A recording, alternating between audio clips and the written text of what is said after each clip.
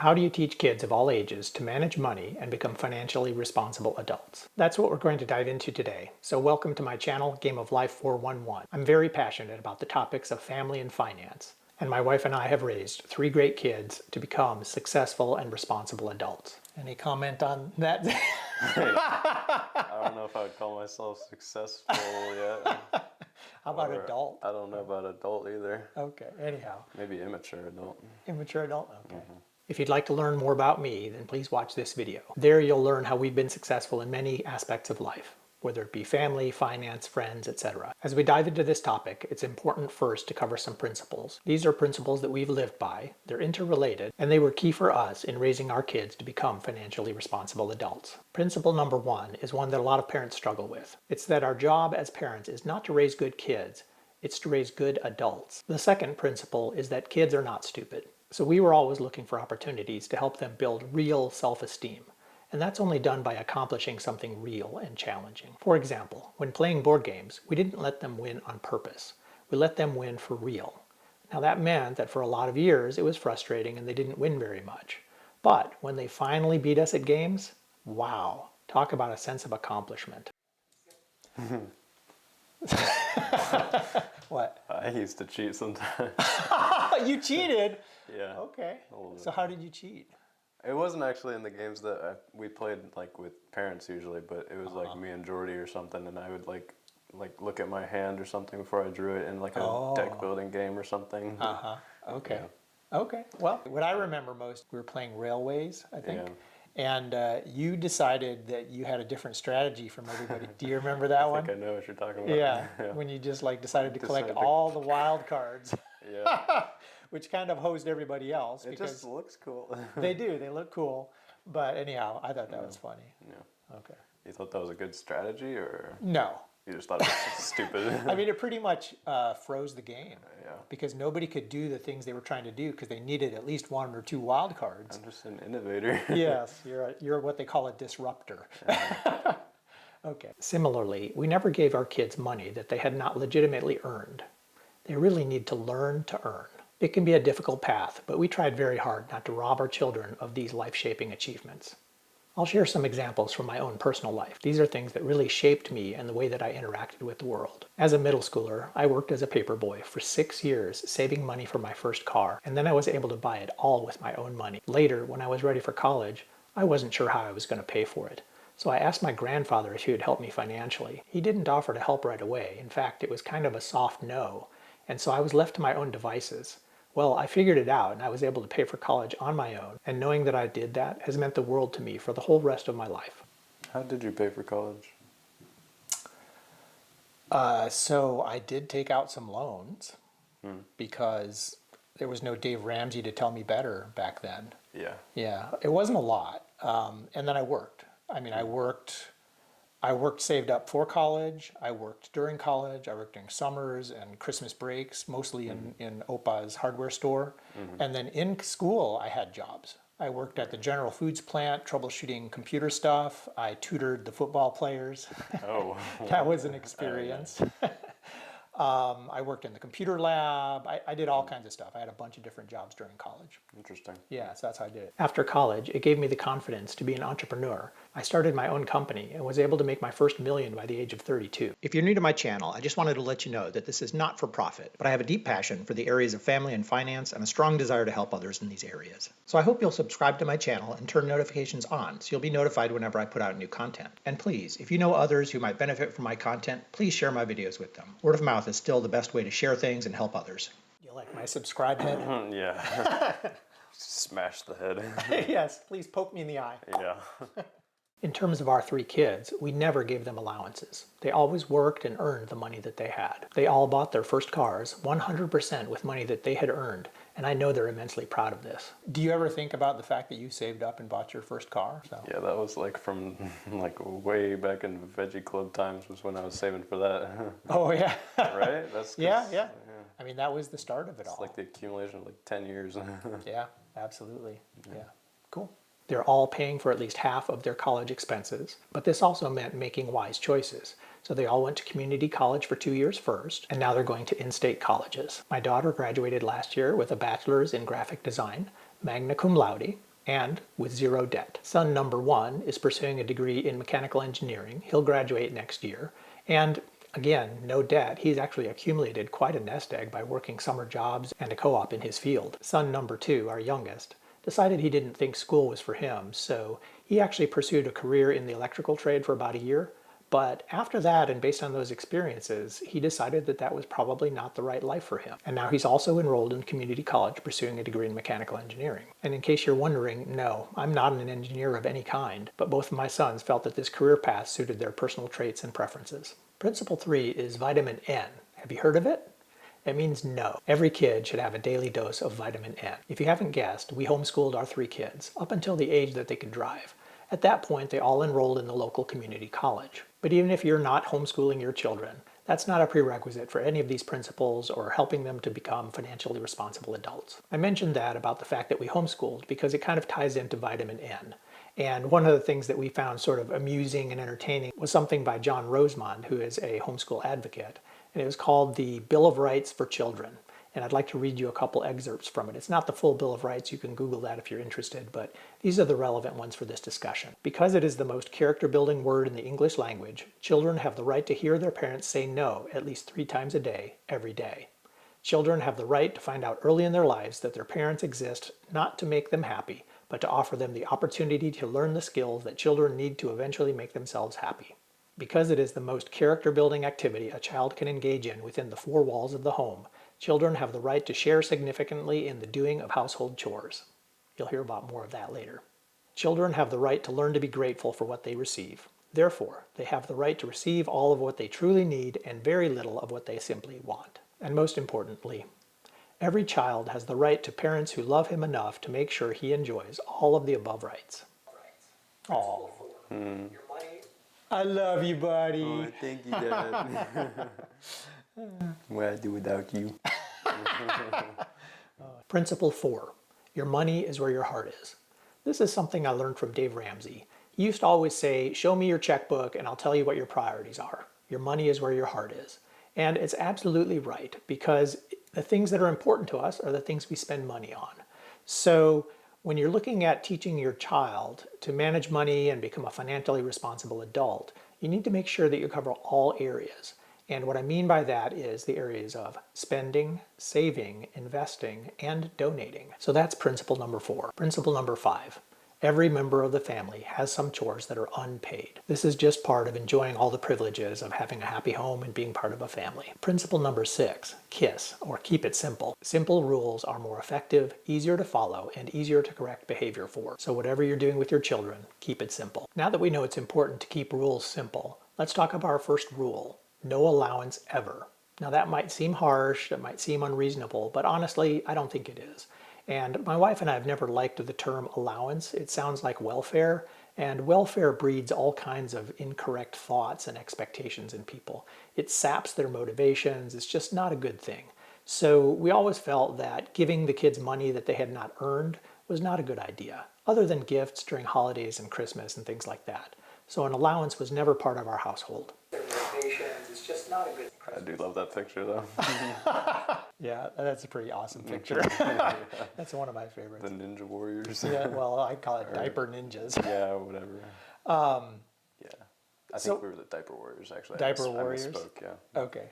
So what did you think about no allowance? I was always working anyway, so I had like a little bit of money. So maybe I was a little jealous of kids that got allowances, but I didn't think about it too much. Yeah. I mean, I think it's natural to be jealous, like you said, with the car, or someone's getting something for nothing. It's just like someone winning the lottery. Yeah, Can't exactly. help but be a little bit jealous. Exactly. And that's not the same as it being better for you. Yeah. Right. So. Yeah. Okay. Cool. And in terms of keeping things simple, you just have to establish that one simple rule and then stick to it. And what that does is it forces you to be creative in how to lead your life, how to help your kids earn some money so that they have the opportunity to buy and do things, but without actually giving them an allowance. So I never said this was easy, but it's very much worthwhile. Related to this, I wanted to share one of the great perks. That is that when we were in stores, our kids never asked for anything. So why is that, you might wonder? Well, it's because we never bought them anything that they asked for spontaneously. We always went shopping with a shopping list and we bought what was on the list and nothing more.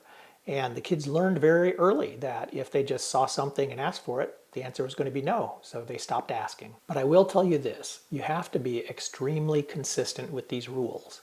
No exceptions, because when you make exceptions, that opens the doorway. So for example, with buying things in stores, if we had ever bought them anything in a store, then they would have seen that as reinforcement that asking or pestering or whining and throwing a tantrum was going to get them what they wanted.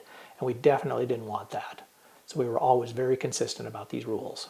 Principle 7, the only currency we truly have is our time. Now what I mean by that, what does that mean to you? What, time is all you have? Yeah, that the only currency, I mean, the only thing we ever spend is time. I think that's true. Yeah? Yeah. Do you ever think of it in those terms? Like when you're thinking, I want to buy something? How much time it took me to make that Yeah, money. yeah. It's like how many hours at Char Grill did that take? I think I have rarely. Honestly, usually it's in the other way around where it's like, oh, it's only $100. That's one day's work. I'm like, I'll just do that tomorrow. Right. But At this point, Xavier and I got into a pretty interesting conversation about time and money, and I shared some tips and tricks for how to translate time into money and vice versa that will help anyone succeed. We also had an interesting discussion about the debt snowball and how that can turn into a wealth snowball if you don't let your foot off the gas. So make sure to watch until the end where I've included this as bonus material. The only currency we truly have is our time. Now what I mean by that is you can choose to use your time to earn money and then use that money to buy things or to go on vacations or to eat, but it's all still tied back to your time, right? Because if you don't want to get that fancy pair of shoes, then you don't have to spend time away from your family working to earn the money to do that. So ultimately, everything that we buy is based on the time that we spend earning the money. It ties into the earlier principle that your money is where your heart is. So this is something that a friend of mine, Jay Derian, told me right after college in my first job. And he was a bit of a philosopher, and this has stuck with me my entire life because I would always think before spending money on something what it was worth to me in terms of time, right? Oh, I had to work 3 hours to get that hamburger or whatever it was. And is it really worth that amount of my time for the enjoyment I got out of that purchase? So this is a principle that is very important to, I think, internalize yourself as well as to try and teach to your children because it's not just about money. Again, this is one of the reasons it's important not to give your kids money because then they don't value it. It's very important that they understand the connection between the effort they put in, the time that they spend, and the money and the results and the way that they enjoy the money. So think about that and try to internalize it. The only currency that we have in this life is our time. And we can choose to spend that time working to earn money, to do things. Or we can choose to spend that time investing in relationships with others, raising our children, caring for our spouse or a family member, building friendships, keeping fit, working on our health. The options are endless, but it's important to make that connection. And now we come to rule number 2. And that is, as parents, that we always need to be looking for opportunities to teach our kids how to make financially responsible decisions.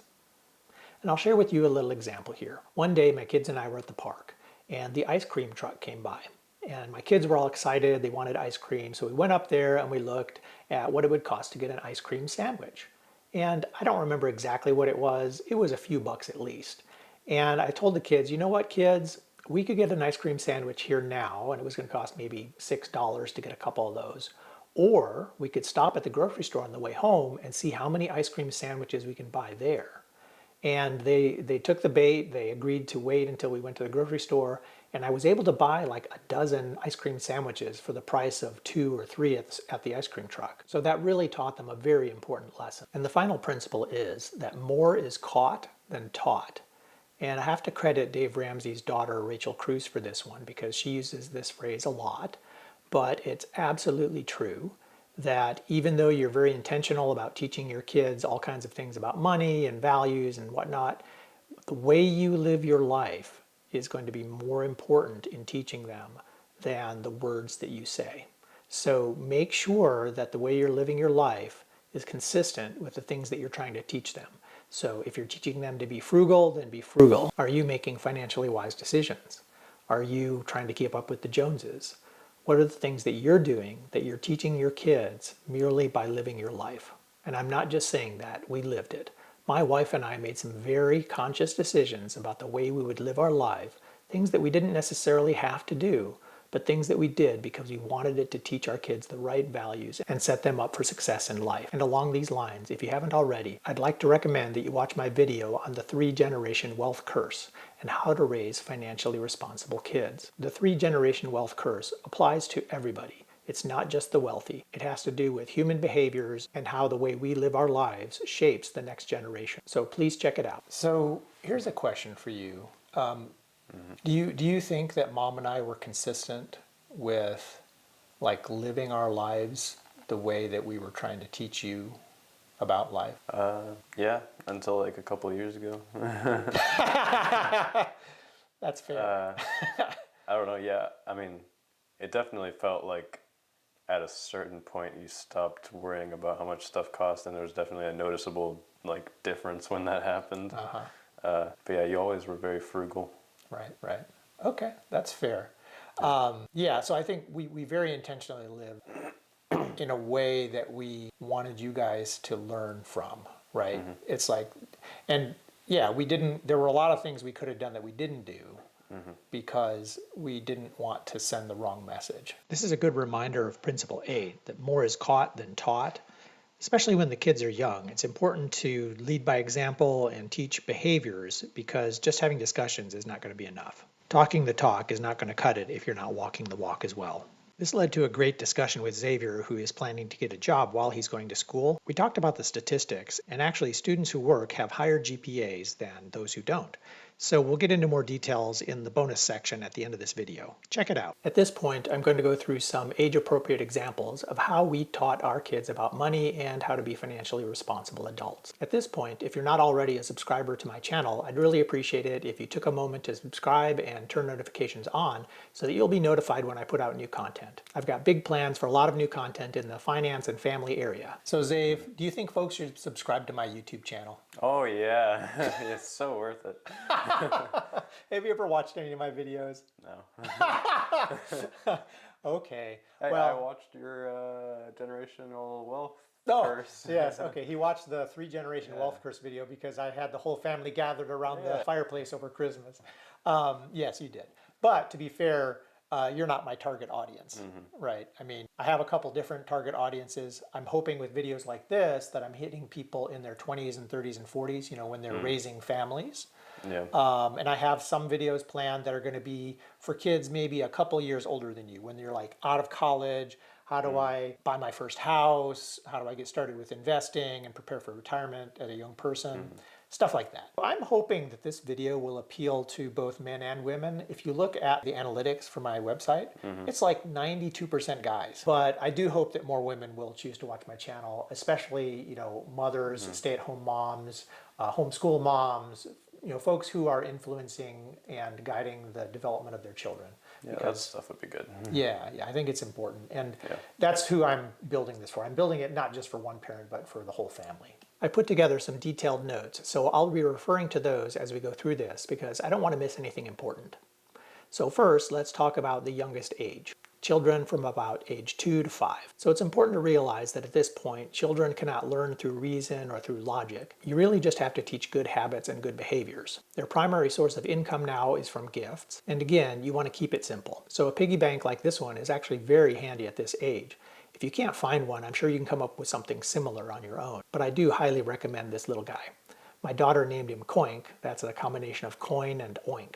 So we've just really enjoyed having him be part of our family. And since at this age we're really just trying to establish habits, we'll just divide all income between the 4 buckets. So spend, save, invest, and donate. And when you talk to your children about these different buckets, here's how we would talk to our kids. We would say spend is for inexpensive things that you want to buy. And remember, at this age they will definitely be impulsive. Who knows what they'll want? Save is for bigger things you want to buy. Invest is for when you are too old to work, kind of like grandma and grandpa. Please note, do not get ahead of yourself here when it comes to investing for retirement. You don't want to establish a retirement account for your kids at this age. That would actually be a mistake. And I always recommend people follow Dave Ramsey's advice in this area. Now, we made this mistake with our eldest, our daughter, and we did set up a retirement account for her, not at this young age, but a little bit older. And then we weren't able to use those funds for college. And really, up until the time you have started a career and you're receiving a regular paycheck and you've moved out of your parents' home and are living independently, you really don't need to start saving for retirement. You're still plenty young at that stage and you have plenty of time to save and retire comfortably. But until that time, the absolute most important thing for every dollar that you have is to be able to get established in your career, whether that requires a degree and going through college or not. And the fourth and final bucket is donate, which we just say is there to help others. Now, when the kids are slightly older, say age 6 to 11, there could be some different sources of income. Still, they'll get a lot of money from gifts during Christmas and holidays, but you may also work with them to conduct some commerce. So we call that commerce with mom and dad's help. And it's really important for mom and dad to help them at this age because at age 6 through 11, they're really not very responsible and it would be easy for them to make mistakes and to have bad experiences. And then finally, you might give them opportunities to earn around the house. And earning around the house doing chores is not for basic stuff. There should always be sort of that baseline of chores that every member of the household is expected to do. But this is for extra things. So if they're doing extra stuff and you've established that you would pay them a certain amount for that, then that's fine. And the payment doesn't have to be in money. It can be whatever is valuable or motivating to your children. So for example, we did not allow our children a lot of screen time. And so that's what they would earn. They would work to earn screen time. In terms of money, we were still using that piggy bank named Coink and still dividing all income into 3 buckets evenly. 3 buckets. I might have to change that. Oops. 4 buckets, folks. But at this age, you can start to talk a little bit differently about the different buckets. So for example, for the spend bucket, we said this is for inexpensive things you want to buy. And again, reminder, they will be impulsive. They will buy all kinds of things that you think are complete wastes of money, which I guess is a good reason for having only a portion of their income allocated to spending. But we do want them to understand that money is also to enjoy.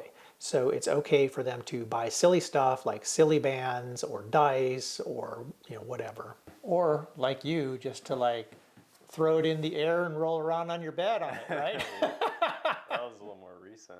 Well, true. That shows my recent spending habits. Yes, and your recent level of maturity. Yeah. Hey, that was a lot of entertainment.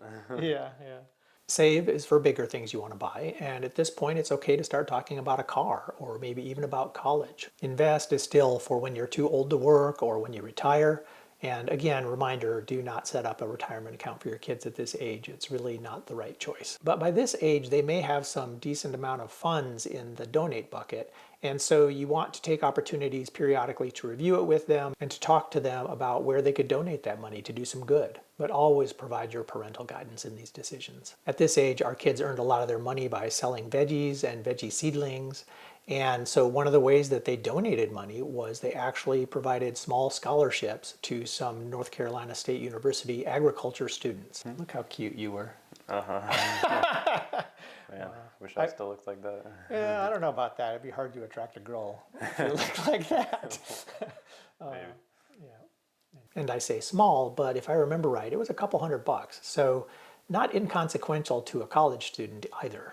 From age 12 to 15, it's important to find opportunities for your children to work for others, but in a supervised fashion.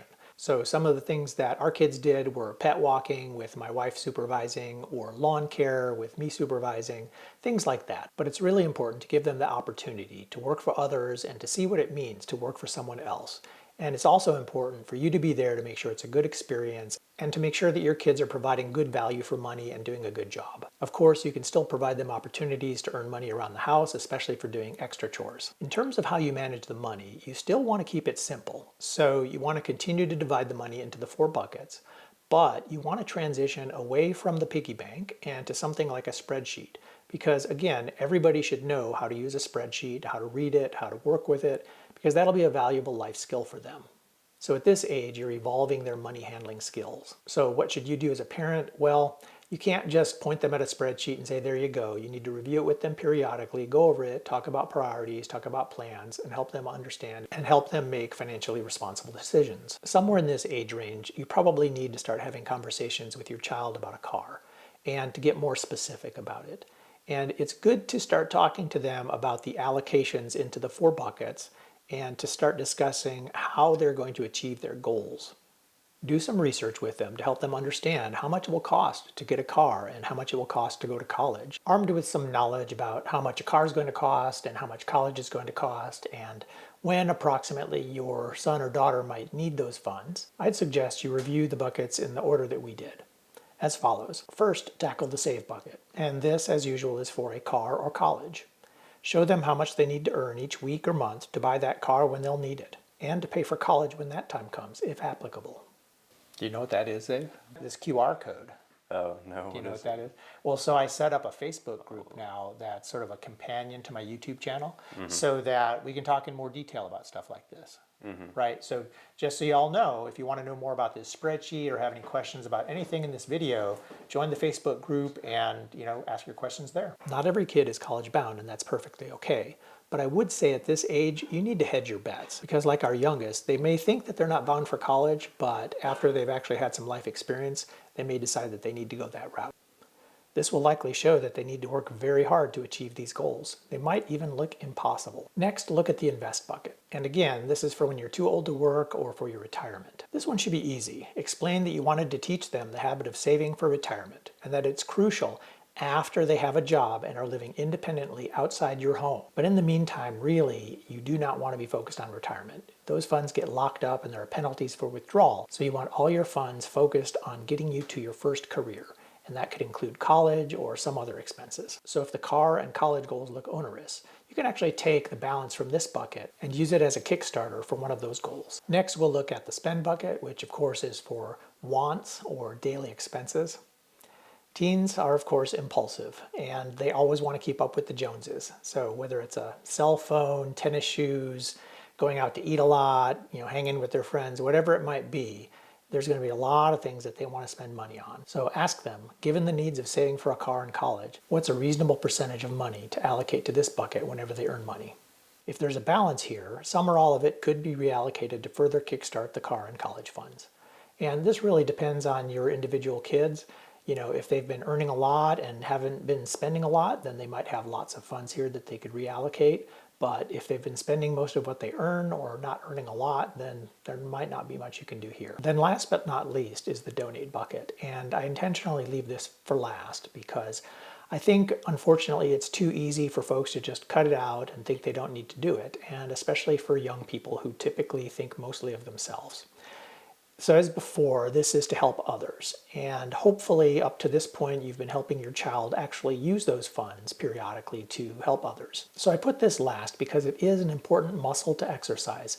You want them to be in the habit and of the mindset of helping others. Now the funds in the donate bucket should not be reallocated to any other purpose because you've already donated those funds. You just haven't delivered the donation to their final recipient. So I think that would send the wrong message, and it would be a bad example to take funds that had been earmarked for donations to help others and to repurpose them for a personal use. So figure out a way to use those funds that are out there. Don't reallocate any of the balance in that bucket. But you can discuss what percentage you'd allocate to this bucket going forward. In fact, you might even decide to pause. Now, I'll share a personal story here. When I was growing up, I don't really think my parents emphasized giving. It wasn't really something that we did as a family. It wasn't something that I thought much about. And even when I did think about it, I was more concerned with my immediate needs, with getting established as a young person, with building some wealth and obtaining financial security. So I didn't really have a lot of focus on it, but I did think about it periodically, and I always promised myself that when I was able, I would take time and help others. I would either spend the money or spend the time. And I've done both since. But I guess I just mentioned it to say it's okay to put things like that on pause It's also okay to draw a firm line and say, no, I'm going to always donate. I'm always going to tithe or whatever it is that you decide that you're going to do. But I would say that it is important for everyone to think of others and to plan giving as part of what you do with money. Because again, your money is where your heart is. And if you're never thinking of others, then you're probably missing out on an important aspect of life. And certainly as parents, you want to be exemplifying this in order to teach your children. So, there's that saying that we want our children to be better than we are. And this was an area in which I wanted our kids to actually be better than I felt I was. So I think I've made up for it later in life by doing some pretty exceptional giving in terms of both time and money. But I still wanted our kids to have that as a habit and sort of a core value from an earlier age. And hopefully we've succeeded in that respect. So I'm curious, how do you feel about giving, Zave? I don't know. That's probably the one that I just like doesn't make as much sense to me. I feel like it could be like more in the end if you just focused on yourself so that you can like build your wealth, because it builds on itself like a snowball. It does. So it's yeah. like the faster you can build it, the faster you can get wealthy enough to like give more. That's my thought process. But, Okay. I mean, I guess it is like a good value to build, but I don't know. Maybe in very moderate doses would be my mindset. Okay. I appreciate you sharing that. What you just said reminds me of something I've heard Dave Ramsey say numerous times. Xavier and I had a great in-depth discussion about giving, and I've included that again at the end of the video in the bonus section. We also discussed Dave Ramsey's views on wealth and giving and how those two go hand in hand. So check it out. From the age of 16 to 18, things are pretty similar in terms of how you categorize stuff and the buckets and things like that. Your child is just working toward their goals of buying their first car and saving for college. But from a work perspective, things should have changed by now. They should have an official job working for someone else as their boss. And that, again, is an important life lesson for them. So at this point, you shouldn't be supervising their work. They need to be able to work for someone else, to take feedback from someone else and direction, and to demonstrate that they can survive in the marketplace. So, Zave, what was your first real job? Char grill, fast food. That's right, char grill, baby. Yeah. That made me a very proud parent because char grill is like my favorite indulgence, I guess. I just love char grill. I usually have it at least once a week. So how was that? You liked it? I loved that job. Yeah, that was like my favorite job for sure. Okay. So anyhow, so you loved that job. Yeah, awesome. That was just fun, honestly. Yeah. Yeah. Awesome. Good. Okay, let's continue. In terms of money allocations, again, keep it simple, stick with the allocations, and review with them every month or so their progress toward their goals. Because if you're not looking at their progress, then they're probably not going to be making it. This is just typical of teens in this age range. Not everybody's the same, obviously, but most teens don't tend to pay attention to these things. They don't hold themselves accountable to reaching goals. They're not going to watch a spreadsheet and see how their progress proceeds from 1 week or 1 month to the next and make sure that they keep on track. That's the most important thing, because if you skip a few months and they fall behind, then that's going to be a problem. You want to make sure that they're making steady progress toward each of their goals. In this age range, you should also start to have a conversation with them about what it looks like to move out and set expectations for moving out. I remember when I was a teenager, my parents told me that, when you're 18, you're on your own. And that really made an impression on me. I worked much harder, and I basically figured that once I turned 18, I was going to be responsible for my own life, my expenses, etc. Now, it didn't exactly turn out that way. I mean, granted, when I was 17, actually, I went away to college. That's not because I was some child prodigy or something. It's just because the way my birthday fell, I got into kindergarten earlier. So I was 17 when I graduated high school and when I started college. But once I started college, I pretty much had moved out and was independent at that point. I would come home for holidays and things like that. The first summer, I think I came back and I worked in my dad's hardware store. But then the other summers in college, I had a summer job in Germany working for Siemens. And then the next summer, I had a job in Washington, D.C. working for American Management Systems. That was a lot of fun because I actually got to work and meet in the Pentagon. Very cool. So at any rate, by the age of 18, your kids should have the expectation that they're going to be responsible for themselves, right? Now, if they're going to continue on with their education, obviously you can provide support, and that's what we've done with our kids. Now, every kid is different, and I know when our daughter was 17, she really wanted to move out. My wife and I didn't think that was a great idea, but we figured we had to give her some leeway. And so I tried to guide her through it. And one of the first things we did is looked at a budget. So I put together a budget according to Dave Ramsey's principles. So it's not just a budget for surviving, but it's a budget for thriving and how to have a successful life. So it included things like investing for retirement and having health insurance and stuff like that. And at the time, my daughter was earning $9.25 working at the mall at a store called Justice. So that was a pretty tall order. And then you add to that, she had some requirements, like she didn't want to have a roommate. We put together that budget, and I showed it to her so she could kind of see what that looked like. And we came up with a rent amount that she could afford, which was pretty low. And I was trying to figure out how to help her with that. We didn't have a lot of success finding apartments. So I reached out to a charity that I'd work with. They help homeless families find housing and become independent, because I knew that they had connections with low-income housing and inexpensive housing in the area. And so we met with them and they explained to us what our options might be. And then we continued looking. And my wife, of course, did not want my daughter to move out, and I agreed. I didn't really want her to move out either, but I did feel like it would be a valuable lesson for her to go through the process and to try. And who knows, maybe if she did move out, she would then realize that she was better off at home. So at any rate, we went through this whole process. After meeting with that charity, we actually found an apartment that we thought she could afford, barely.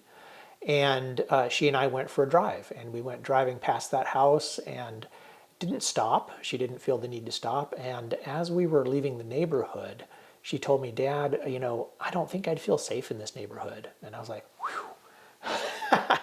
So without me having to spell out the obvious, she came to her own conclusions and came to her senses, I guess.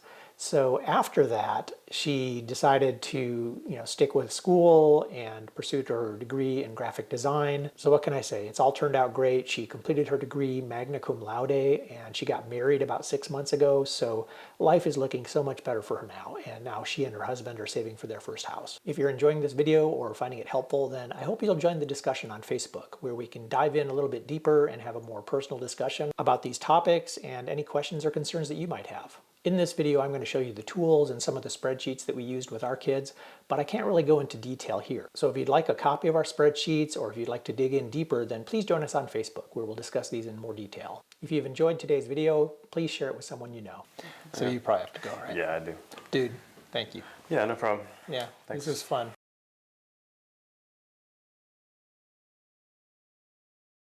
What does that mean to you? That what, time is all you have? That the only currency, the only thing we ever spend is time. Yeah. I think that's true. Yeah? Yeah. Do you ever think of it in those terms? Like when you're thinking, I want to buy something? How much time it took me to make that money? Yeah. It's like how many hours at Char Grill did that take?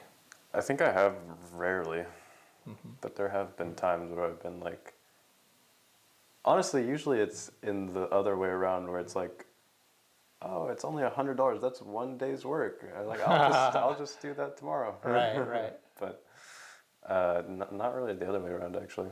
Okay. Yeah. I guess it depends on what it is. Yeah. The other thing I've always found helpful is like,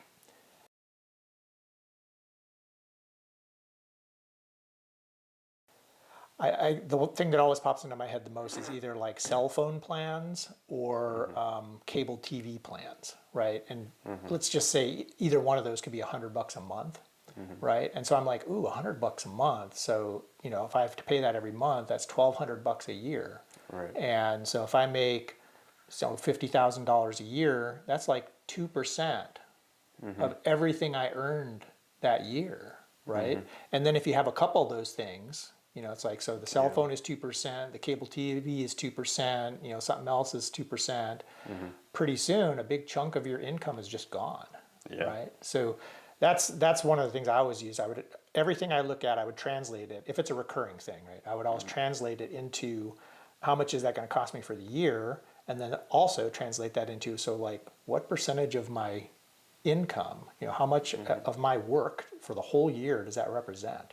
And that helped me not spend money on a heck of a lot of stuff. Yeah. You know, when you look at it that way, and you're trying to save, and you say, oh, if I have these 5 little things eating away at my income, then all of a sudden I have a lot less income. Right. Right. You never thought about it in like the short term where it's just like this burger costs 1 hour of labor or something? Not too often. More like over the span of a year. Yeah, I mean, there were definitely cases where I could think of stuff like that. And in my case, like, so I worked hourly almost my whole career, right, as a contractor. Right. And so for me, it was very easy. You know, I can go on that vacation for $1,000 and I have to work that many hours or that many days in order to afford that vacation. Or I could stick that in savings.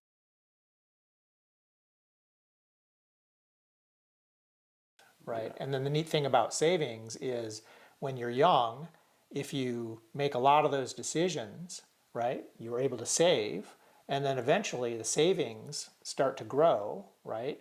And then they're earning income and dividends and profits on top of themselves to where now when I'm retired, I make just as much money from not working as I did when I was working. Yeah, that's the goal. Yeah, exactly. I mean, hopefully that's everybody's goal, right?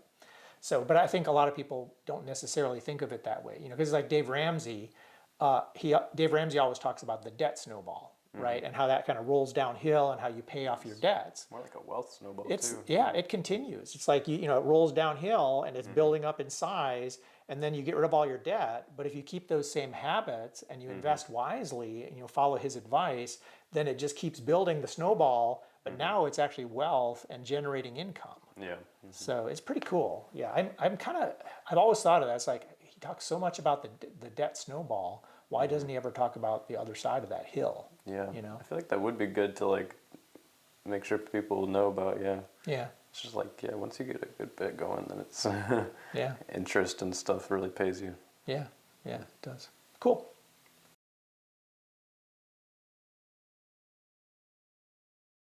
So here's a question for you. Do you think that Mom and I were consistent with like living our lives the way that we were trying to teach you about life? Yeah, until like a couple of years ago. That's fair. I don't know. Yeah, I mean, it definitely felt like at a certain point you stopped worrying about how much stuff cost, and there was definitely a noticeable like difference when that happened. But yeah, you always were very frugal. Right. Even when I was like 12 or something. Right. Okay, that's fair. Yeah, so I think we very intentionally lived in a way that we wanted you guys to learn from, right? It's like, and yeah, there were a lot of things we could have done that we didn't do because we didn't want to send the wrong message, right? For example, I could have retired earlier, but I wanted you guys to see your dad as working and providing for the family because I didn't even know, at that point, I didn't know what retirement looked like for me, right? I didn't know I would have a YouTube channel. Yeah. I didn't know if I would just be like sitting around, you know, drinking beer at the pond or what. I thought that was your main thing, was that you're just a workaholic and you thought you'd be bored to death. Yeah, I mean, so that obviously is part of it, right? Yeah. I mean, like I said, I didn't know. I had so much focus on my career, I didn't know what retirement looked like. Yeah, that which makes is sense. Yeah, which is why I kind of eased into it over a few years. But yeah, it's interesting to hear you say that you saw that difference. I felt that difference too. When right? you were willing to pay for stuff, or Yeah, because I mean, it was hard. It's hard, and we have, you know, we talk to other friends about this now who are kind of getting near retirement age, and it's hard to transition from earning money and saving money to spending the money that you've saved while you're not earning more money. You know, because then it's just going down. I mean, you know, investments continue to go up, but you get the idea, right? It's like, you know, you always rely on that income. So anyhow, it's an interesting process and transition in life. Yeah, that would be like, even if you did have like a lot saved or invested, it still would be painful, yeah, to just like have nothing coming in really. Yeah, well, so or compared to what you were.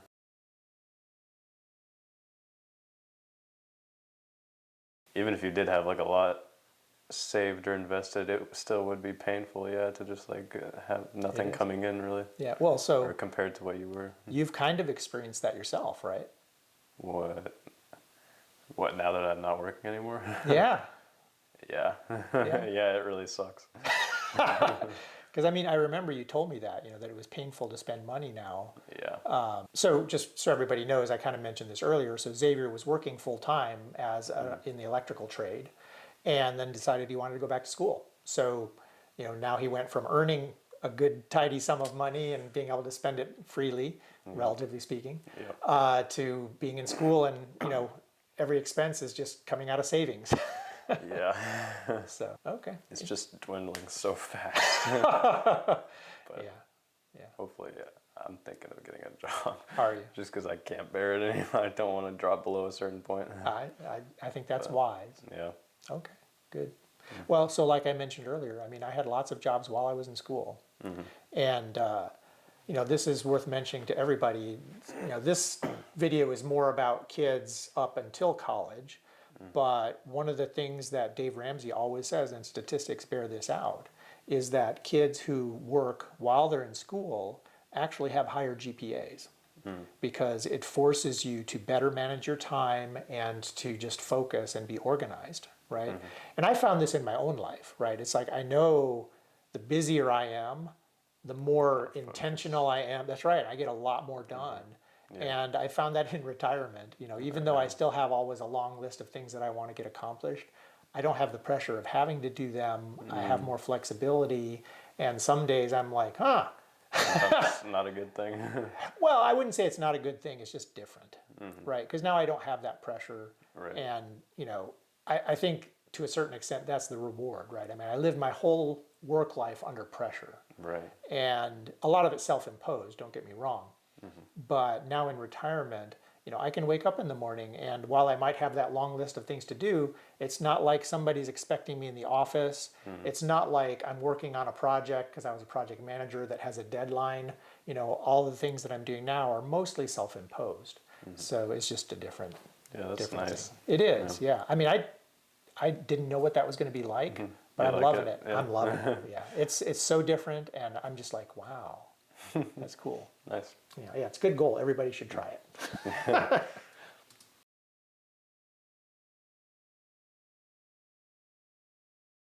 I'm curious, how do you feel about giving? Sorry. That's okay. So I'm curious, how do you feel about giving, Zave?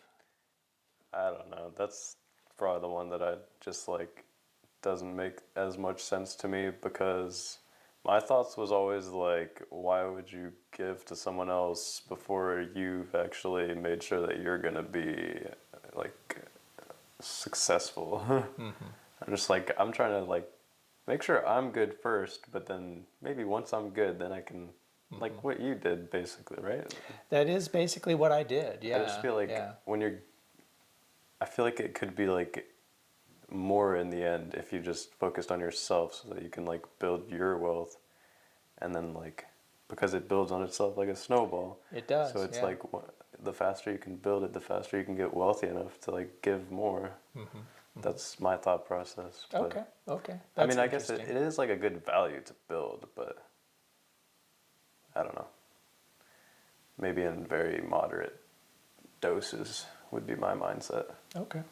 I appreciate you sharing that. I mean, I wondered what you thought, and I wondered, how we raised you, how that impacted you, right? And by the way, Xavier is a very generous person. I mean, he really is. I mean, just super generous with his friends, sharing, stuff.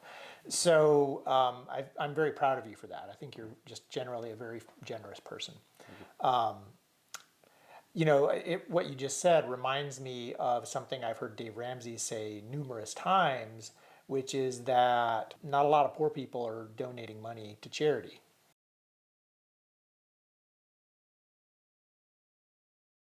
Not a lot of poor people are donating money to charity, right? Because they don't have any to give, right? I mean, he may not say it exactly that way, but his point is that if you have people with some affluence, then they have the ability to help others, right?